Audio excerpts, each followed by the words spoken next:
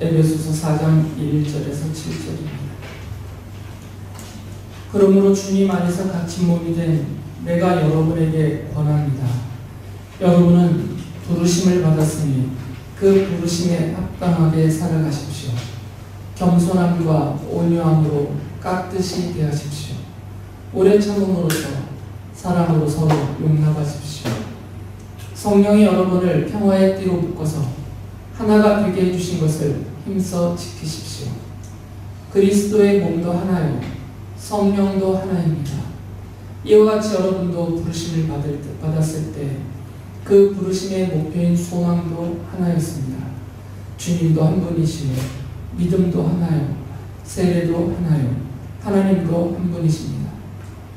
하나님은 모든 것의 아버지시요 모든 것 위에 계시고 모든 것을 통하여 계시고 모든 것 안에 계시는 분이십니다. 그러나 하나님께서는 우리 각 사람에게 그리스도께서 나누어 주시는 선물의 분량을 따라서 은혜를 주셨습니다.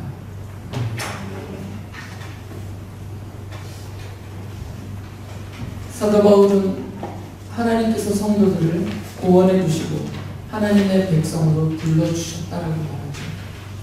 어느 누구도 지금 이 자리 이 교회에 와서 앉아있는 저를 비롯한 우리 모두 그 어느 누구도 내가 스스로 하나님을 찾았다. 내가 스스로 믿음을 얻었다. 내가 스스로 하나님을 발견했다. 이렇게 말할 수 있는 사람은 한 명도 없습니다. 하나님이 세상 창조 전에 선택해 주신 그 은혜를 따라서 때에 맞게 하나님이 불러주셨고 그 부르심을 받아서 우리가 하나님의 사랑받는 자녀, 하나님의 거룩한 백성으로 성도로서 교회로 모여있는 것이죠. 바울이 그 사실을 디모데후서 1장 9절에서 이렇게 말을 합니다. 하나님께서 우리를 구원해 주시고 거룩한 부르심으로 불러주셨습니다. 그것은 우리의 행실을 따라 하신 것이 아니요 하나님의 계획과 은혜를 따라 하신 것입니다. 바로 이어서 바울 사도는 이 하나님의 계획과 은혜가 세상 창조 전에 영원 전에 세워진 계획이다라고 말씀을 하세요. 디모데후서 1장 9절과 10절에 이렇게 이어서 말합니다.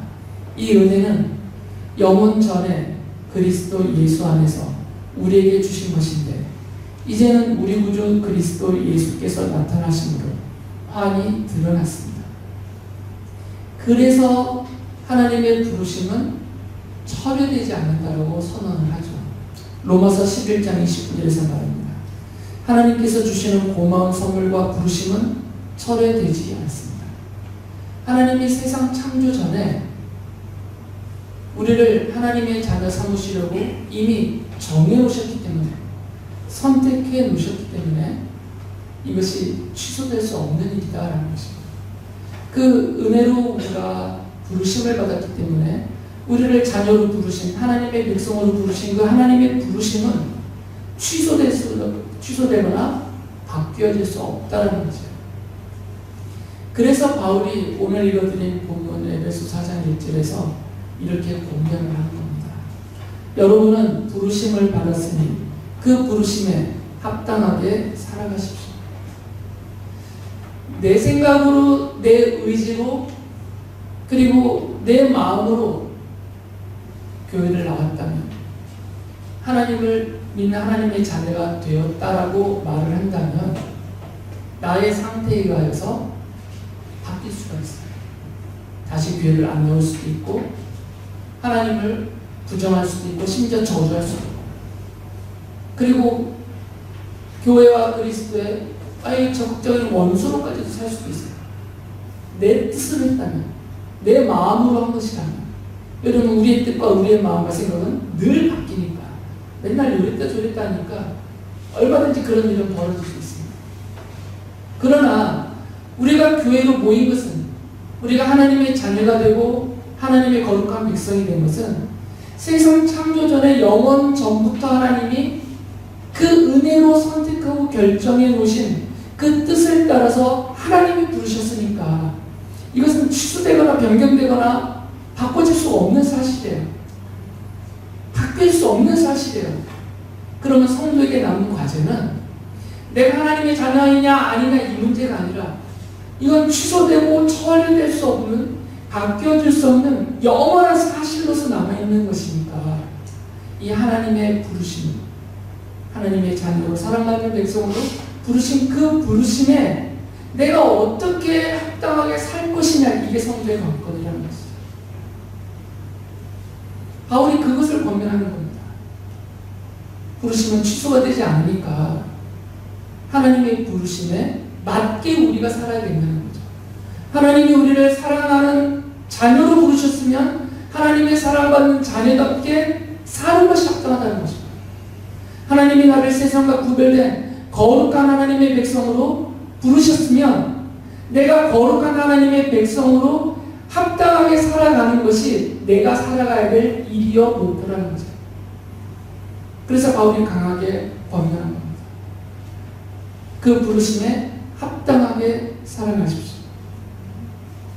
바울은 두 가지 면에서 성도들이 하나님의 부르심에 합당하게 살아야 된다라고 말을 해요. 그 첫 번째는 하나님이 성도들을 그리스도의 몸인 교회로서 하나가 되도록 불러주셨기 때문에 이 부르심에 합당하게 살아야 된다라고 지금 본문에서 말을 합니다. 바울은 이렇게 적극적으로 권하죠.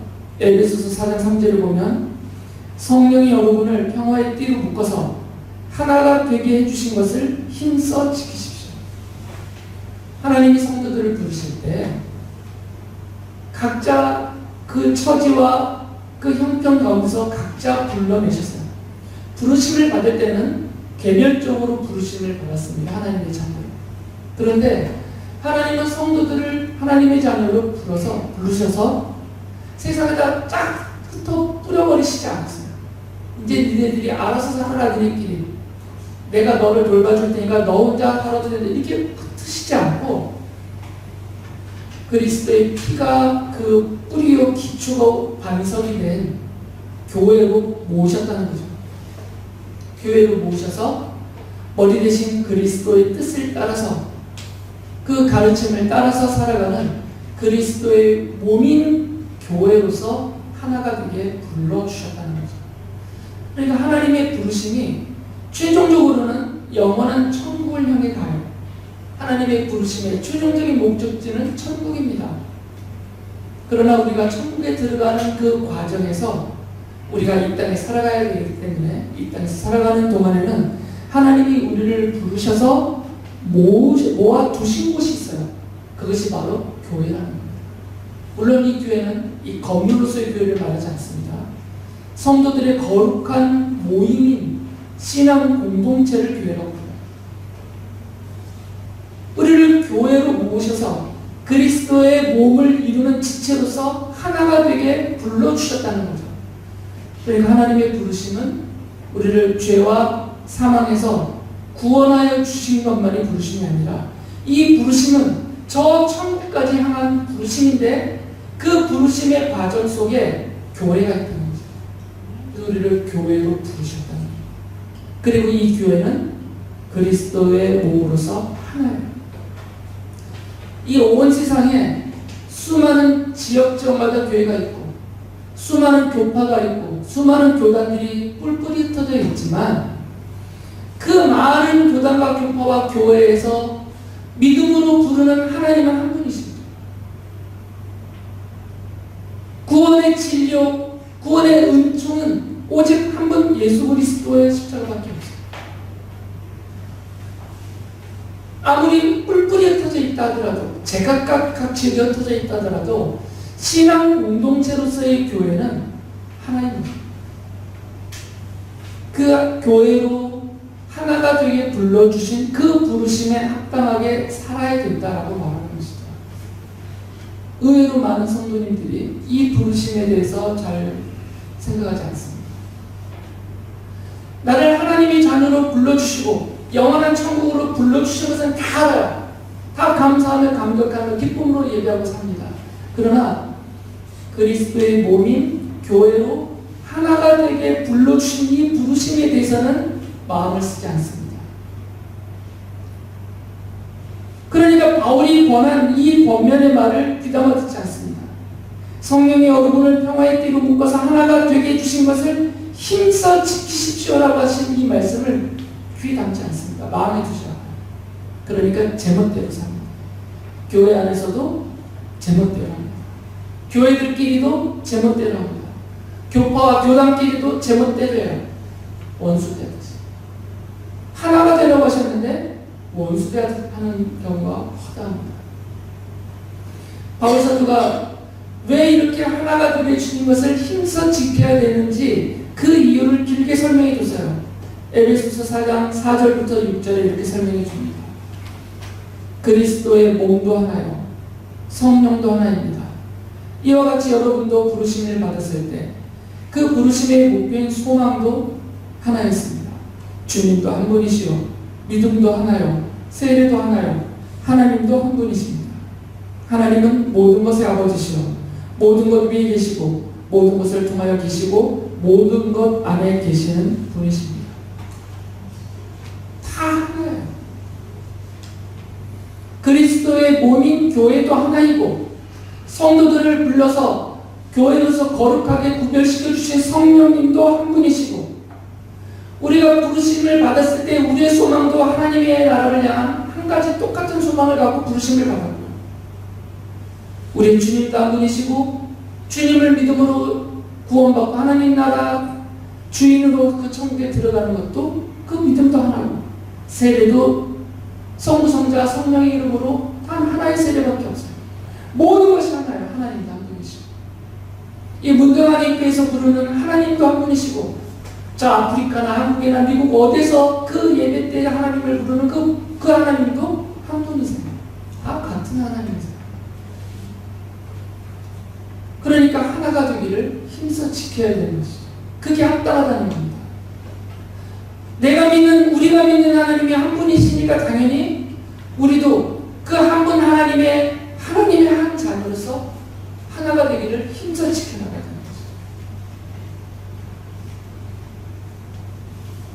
그런데 잘 지키지 않습니다. 지키려고 힘을 쓰지도 않고 애를 쓰지도 않고 생각조차 안 합니다. 그냥 내 마음대로 내 감정대로 내 기분대로 그렇게 막 서로를 대해요. 그러니까 하나가 될 수가 없는 겁니다. 바울이 구체적으로 방법을 알려줬어요. 교회로서 하나가 되게 해주신 그 하나가 되게 해주신 하나님의 부르심에 합당하게 살려면 어떻게 해야 되는지 구체적인 방법을 제시해 줬습니다. 에베소서 4장 2절에서 이렇게 말해요. 겸손함과 온유함으로 깍듯이 대하십시오. 오래 참음으로써 사랑으로 서로 용납하십시오. 이래야만 하나가 될 수 있다는 것입니다. 그리스도의 거룩한 몸인 교회로 하나가 되도록 하나님이 불러주신 성도들이 서로를 대하는 태도를 말해요. 성도가 서로를 이렇게 대해야 되고 교회가 교회를 이렇게 대해야 되고 교단과 교단이, 교파와 교파가 이렇게 서로를 대해야 그리스도의 한 몸으로서 하나된 교회를 이룰 수가 있다는 거죠. 그런데 이렇게 안 합니다. 서로에게 겸손함과 온유함으로 깍듯이 대하지 않아요. 너무 함부로 대해요. 친밀하다라는 핑계로 함부로 대합니다. 다시 한번 반복해서 제가 말씀을 드려요.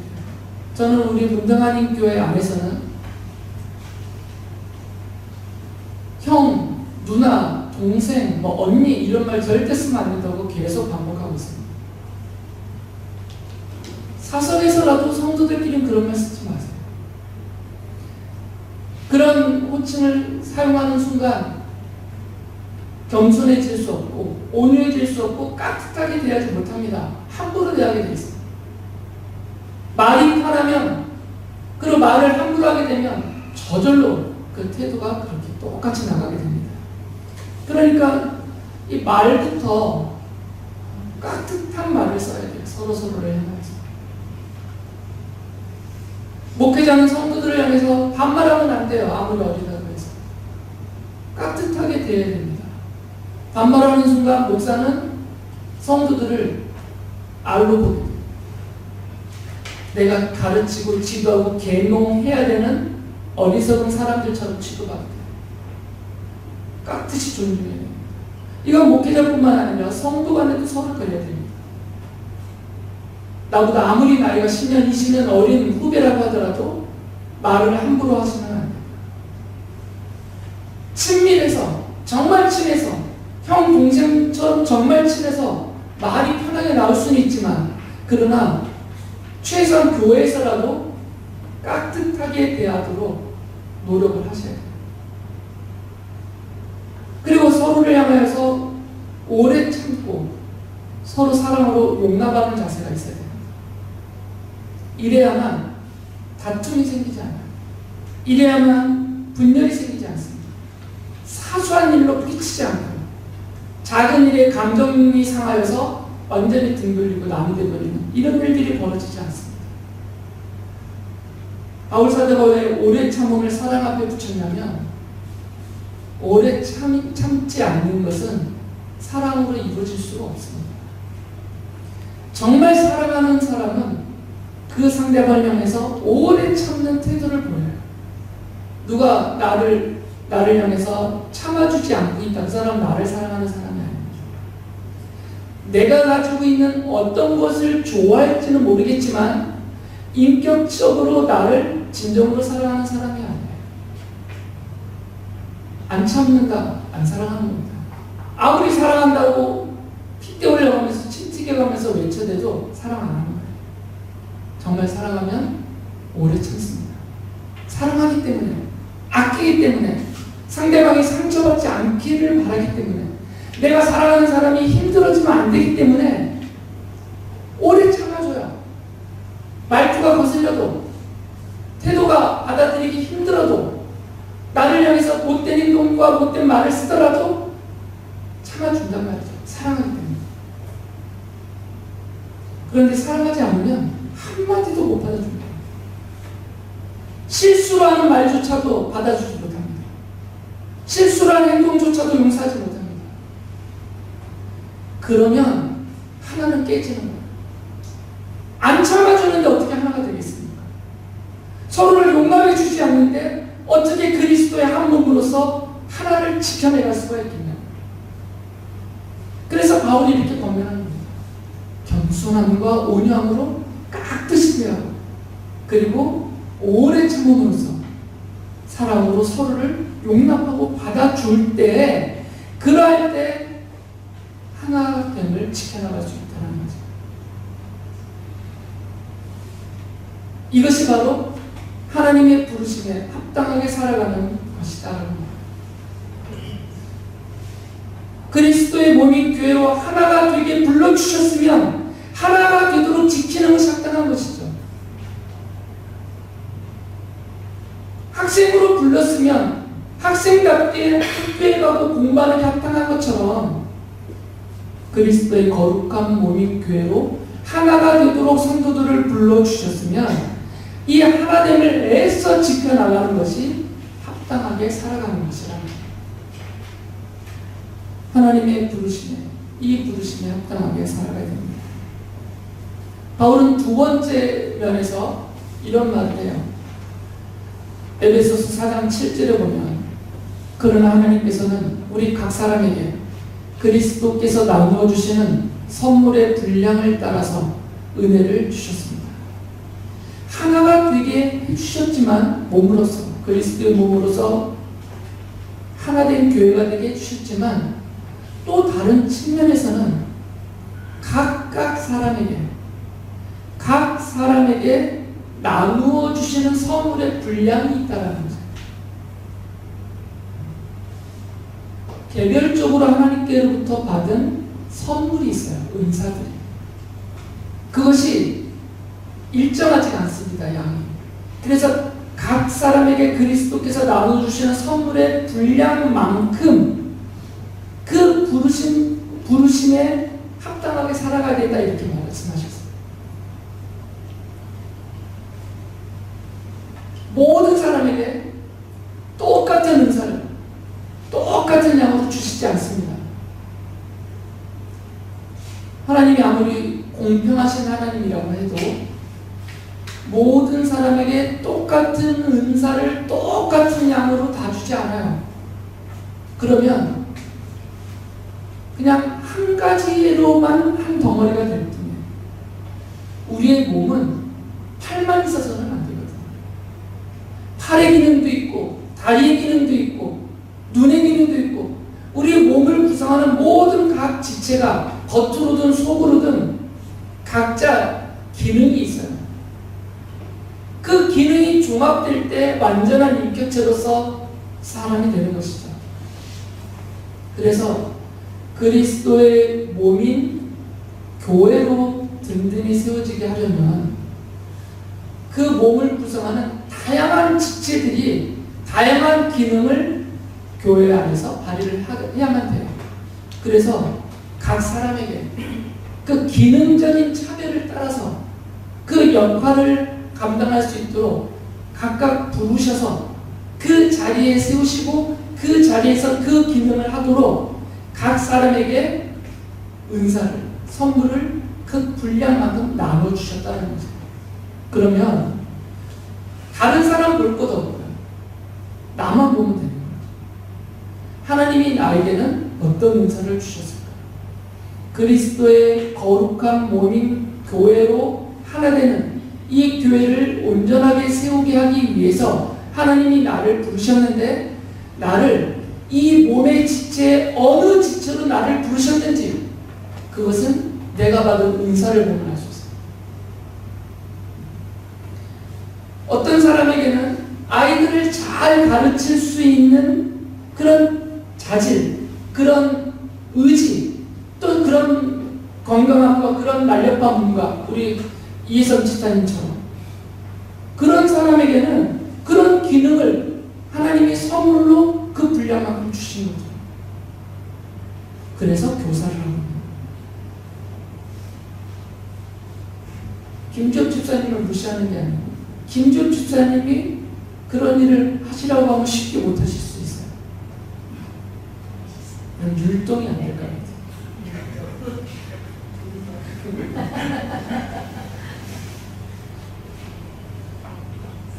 아무리 연습하고 애를 써도 박자를 못 맞춰요.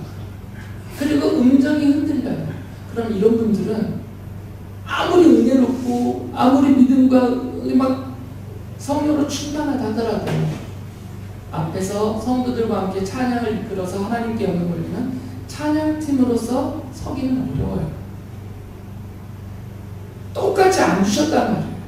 여러분 몸의 다양한 지체로서의 기능을 해야 되기 때문에 우리 각 사람에게 하나님께서 기능적인 은사들을 다 주셨어요. 쓸모없는 성도는 없습니다. 로이가 뭐 교회를 세우기 위해서 뭐 하는 게 뭐가 있느냐? 나하고 우습게 보면 안 돼요. 요 아이 로이에게도 하나님이 주신 기능이 있어요. 우리가 발견을 못할 뿐이죠. 다 있어요. 이래서 우리가 한 몸으로서 각 지체로서 받은 기능의 그 분량만큼 그 부르심에 합당하게 우리가 힘을 쓰면 교회로서 우리가 그리스도의 몸인 교회로서 우리가 든든히 세워질 수 있다는 것입니다.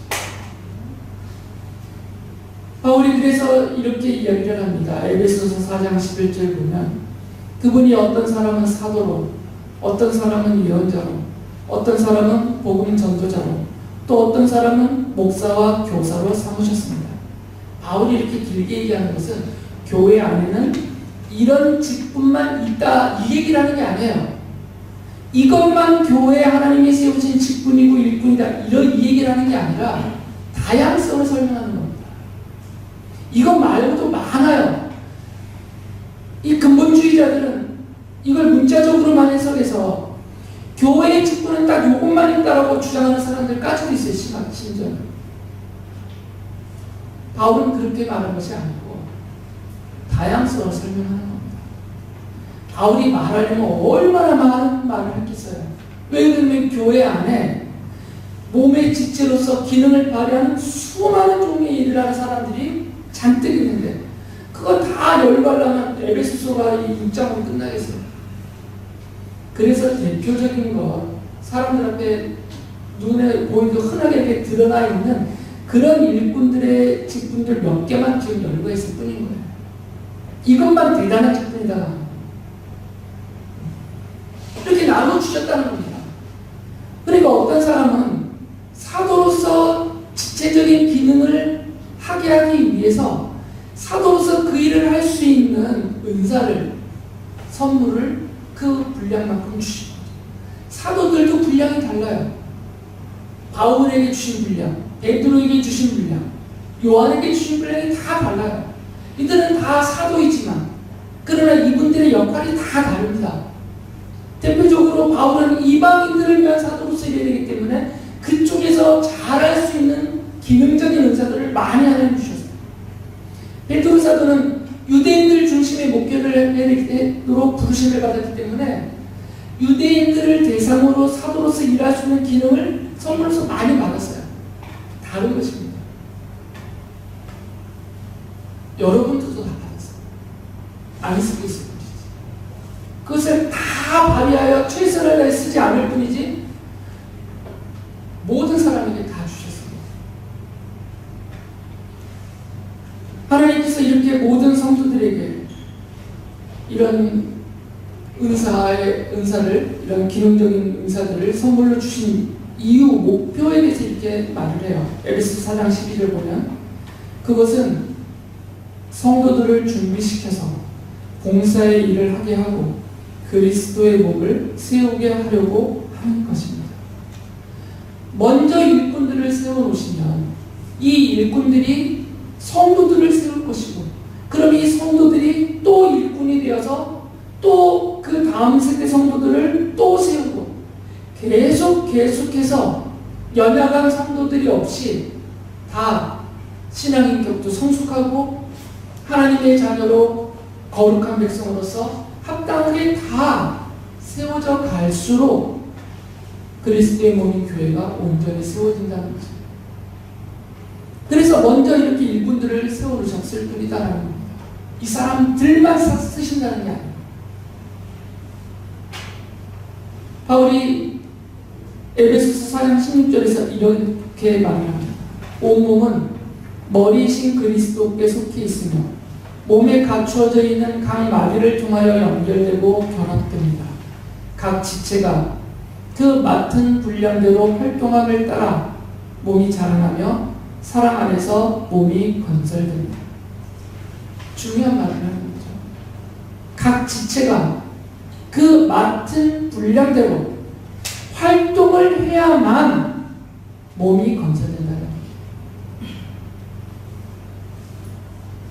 교회 안에 특정한 소수 몇 명만 정말 죽도록 최선을 다해서 충성해가지고는 교회가 건강하게 세워지지 않는다는 거예요. 겉으로 보는 것과 다릅니다. 모든 성도들이에요. 각 지체는 모든 성도들입니다. 모든 성도들이 하나님께로부터 각각 선물의 분량을 따라 맡은 것들이고, 그 하나님이 맡겨주신 그 분량대로 활동을 하라 그 말이에요. 활동을 해야만 교회가 온전하게 세워진다는 거죠. 안 그러면 기형적인 교회가 됩니다. 한쪽 부분만 막 발달된 그런 교회가 돼요. 교회는 사람의 몸과 똑같습니다. 유기적인 결합체예요. 모든 면에서 건강하게 함께 자라서 튼튼해야 됩니다. 한쪽 분야만 특정한 몇 사람이 거기서 애를 쓰고 충성하기 때문에 그쪽만 막 발달되어 있으면 기형적인 교회들이 많습니다. 특정한 어떤 분야만 아주 크게 발전되고 나머지는 소외되거나 무시되는 그런 교회들이 많습니다. 우리 교회도 그런 면에서 전체적으로 다 온전하다고 말할 수는 없어요. 모두 애는 쓰고 있지만 여전히 부족함이 많습니다. 왜 그러냐면 각 지체가 그 맡은 분량대로 활동하지 않는 성도들이 있기 때문에. 우리 교회도 그렇습니다. 예배하는 것은 당연한 거예요. 하나님을 예배하는 것은 대단한 일을 하는 게 아니라 너무나 당연한 겁니다. 나를 구원하시기 위해서 나를 대신해서 십자가에서 죽으신 예수 그리스도의 그 은혜를 감격하면서 세상 창조 전에 나를 선택해 주신 그 하나님의 사랑에 감사하면서 지금도 나를 자녀로 삼으시고 나와 함께 하시면서 나를 돌봐주시고 도와주시고 이끌어주시는 그 하나님의 한없는 무한한 사랑을 받는 입장에서 하나님을 예배하는 것은 너무나 마땅한 일이에요. 이건 공로가 아니고 업적이 아닙니다. 성도가 하나님을 예배하는 일은 공로가 아니에요. 배고파서 아침마다 아침밥 안 드시는 분들 계십니까? 허기져서 밥을 먹는 것과 그냥 똑같은 일이에요. 대단한 일한 것처럼 자랑하면 안 돼요. 나 오늘 교회 갔다? 그건 자랑거리가 아닙니다.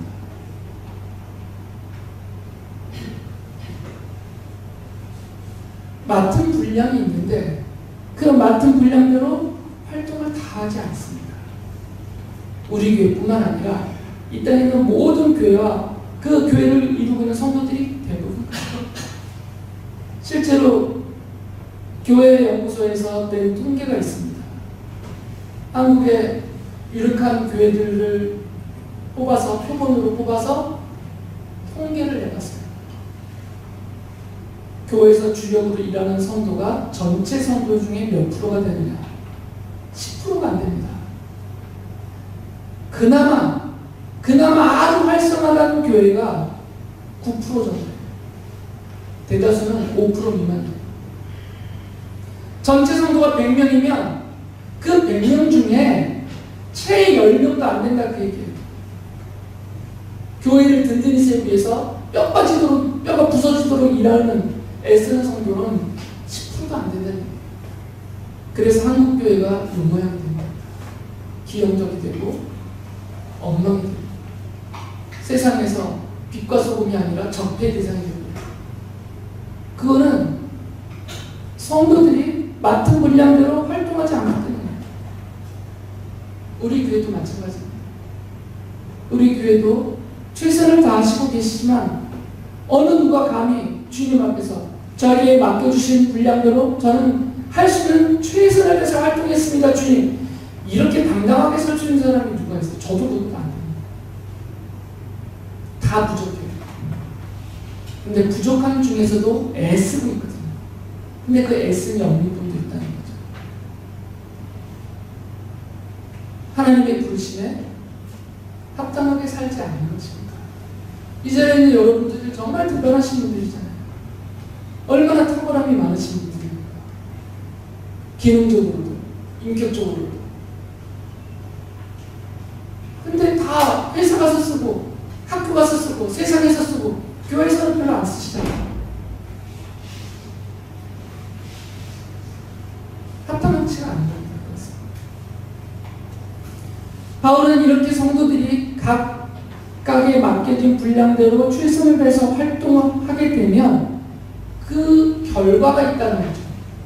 그 결과를 이렇게 말합니다. 에베소서 4장 13절에 보면 그리하여 우리 모두가 하나님의 아들을 믿는 일과 아는 일에 하나가 되고 온전한 사람이 되어서 그리스도의 충만하심의 경지에까지 다다르게 됩니다. 이게 결과예요. 성도들이 그리스도의 몸인 교회로서 하나가 되도록 불러주신 하나님의 부르심이 합당하게 살면, 그리고 두 번째인 하나님께서 각 성도들에게 맡기신 선물의 분량, 그 맡은 분량대로 최선을 다해서 활동을 하게 되면 이런 결과가 맺어진다는 거예요. 하나님의 아들을 믿는 일과 아는 일에서 하나가 돼요. 이거는 성경을 통해서 그리고 신앙 인격으로서 우리가 하나 되어 갈라지지 않는다는 것이죠. 그리고 온전한 사람, 이거는 성도로서 온전한 사람, 성도로서 우리가 온전해져 간다는 것이죠. 그리고 무엇보다도 그리스도의 충만하심의 경지에까지 다다르게 된다는 거예요. 그런데 오해하시면 안 됩니다. 그리스도의 충만하심의 경지라는 표현을 쓰니까 마치 내가 우리 주 예수 그리스도의 인격을 따라가는 거죠. 그 그분의 삶을 따라가는 것처럼 이렇게 설명들을 하세요. 그 얘기가 아니고요. 그리스도의 충만하심은 바울 사도가 이렇게 설명해 줬어요. 에베소서 1장 23절을 보면 교회는 그리스도의 몸이요 만물 안에서 만물을 충만케 하시는 분의 충만함입니다. 교회가 충만함이라는 거예요. 교회가 하나님의 충만한 그 자체라는 겁니다. 원래 교회가 그렇다는 거죠. 하나님이 이 땅에 그리스도의 피로 교회를 세우실 때 그 교회라는 것 자체 안에 하나님이 충만하심을 담아놓으셨어요. 그런데 이 충만함에 다다르려면 합당하게 살아야 됩니다. 하나가 되게 해주심에 합당하도록 각각의 맡은 분량을 따라 합당하게 부르심에 따라서 최선을 다해서 살면 하나님이 교회 안에 약속하여 담아놓으신 그 충만함이 이루어진다는 거예요. 대다수의 교회들은 이 충만함이 이루지 못합니다. 그러니까 교회가 세상과 그다지 다르지가 않습니다. 교회가 그렇게 거룩하지도 않습니다. 교회가 진리와 진실로 분명하게 서지를 못합니다. 하나님이 교회에 담아놓으신 그 충만함은 이런 요소들이거든요. 거룩함과 진실함과 영광됨과 이런 것들이 교회의 거룩함인데 합당하게 성도들이 살지 않으면 부르심이 합당하게 살지 않으면 이런 특성들 교회 안에 가득 채워놓으시는 이 특성들에 다다르지를 못해요. 그러나 반대로 부르심이 합당하게 살면 교회로서 교회다움의 충만함에 도달할 수 있다는 겁니다. 우리가 무슨 수로 그리스도의 인격을 따라가겠습니까? 우리가 무슨 수로 그리스도의 삶의 그 경지까지 도달하겠어요? 터무니없는 설명. 교회 안에 충만케 하시는 하나님의 그 충만하심에 교회가 도달할 수 있다는 거예요. 그래서 바울이 이렇게 권면합니다. 에베소서 4장 14절에 보면 우리는 이 이상 더 어린아이로 있어서는 안 됩니다. 우리는 인간의 속임수나 간교한 술수에 빠져서 온갖 교훈의 풍조에 흔들리거나 이리저리 밀려다니지 말아야 합니다. 어린아이의 모습을 설명해 놓은 거예요. 교회 안에서조차도 인간의 속임수나 간교한 술수에 빠져서 온갖 세상 교훈의 풍조에 흔들리면서 이리저리 밀려다니는 그 모습은 어린아이와 같다는 거죠. 실제로 한국 교회 안에 이런 바울의 설명을 비유와 바울의 설명하는 이런 형태의 어린아이들이 가득 차 있습니다. 하나님의 충만함에 도달하지 못하고 교회 안에 가득 채우신 그 충만함에 도달하지 못하고 장성하여 도달하지 못하고 저 미숙한 상태로 어린아이 상태로 교회 안에 모여서 어린아이 행동하는 분들이 엄청 많습니다. 이 모든 일은 부르심에 합당하게 살지 않기 때문에 부르심 자체를 생각하지 않습니다. 그래서 바울이 적극적으로 이렇게 말하죠. 에베소서 4장 15절 보면 우리는 사랑으로 진리를 말하고 살면서 모든 면에서 자라서 머리가 되시는 그리스도에게까지 다다라야 합니다.